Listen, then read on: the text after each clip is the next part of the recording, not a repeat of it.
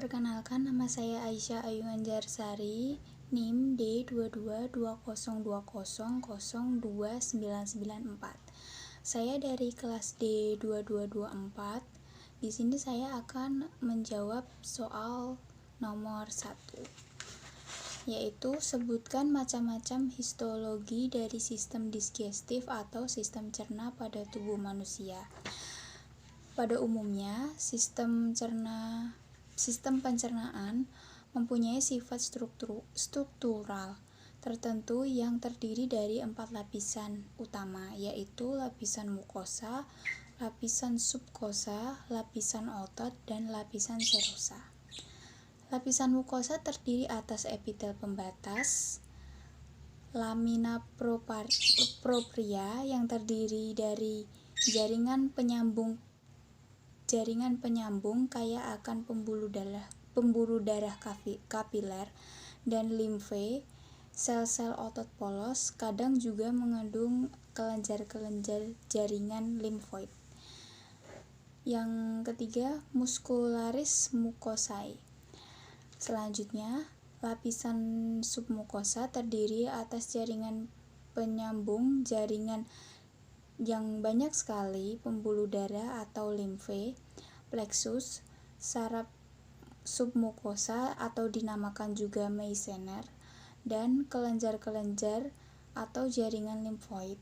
Selanjutnya, ada lapisan otot tersusun atas sel-sel. Yang pertama, sel-sel polos berdasarkan susunannya dibedakan menjadi 2 bagian.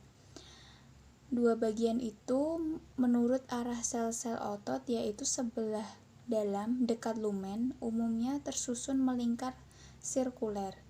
Pada sublapisan luar kebanyakan memanjang atau longitudinal.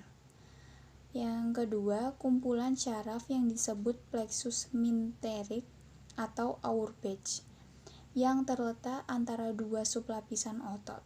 Yang ketiga, ada pembuluh darah dan limfe. Selanjutnya ada lapisan serosa, merupakan lapisan tipis yang terdiri dari jaringan penyambung, jaringan kaya akan pembuluh darah dan jaringan adiposa, jaringan epitel gepeng sel lapis mesotel. Selanjutnya saya akan menjawab nomor 2 dengan soal sebutkan dan jelaskan 3 penyakit pada sistem digestif yang disebabkan infeksi bakteri, virus, atau protozoa. Yang pertama ada penyakit diare. Diare merupakan penyakit yang disebabkan oleh virus maupun bakteri. Jika disebabkan oleh bakteri, penyakit ini disebabkan oleh beberapa jenis bakteri. Yang pertama contohnya ada bakteri E. coli, bakteri Clostridium difficile, Salmonella, dan Shigella. Ini sering ditandai dengan nyeri sakit perut, feses, lunak, ataupun encer, dan BAB lebih sering. Selanjutnya ada penyakit kolera. Penyakit kolera ini menyebabkan penderitanya mengalami diare secara tiba-tiba dan sering, dehidrasi, mual, dan muntah, serta kram perut.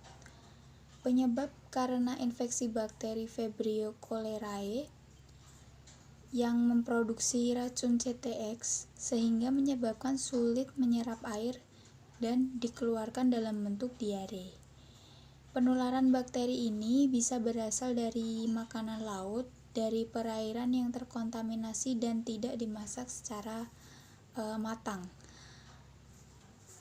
Selanjutnya ada penyakit disentri disebabkan oleh bakteri Shigella yang menginfeksi usus sehingga menyebabkan diare disertai darah dan lendir. Disertai pula dengan gejala perut mual, muntah. Bakteri Shigella ini berasal dari makanan dan minuman yang kurang bersih.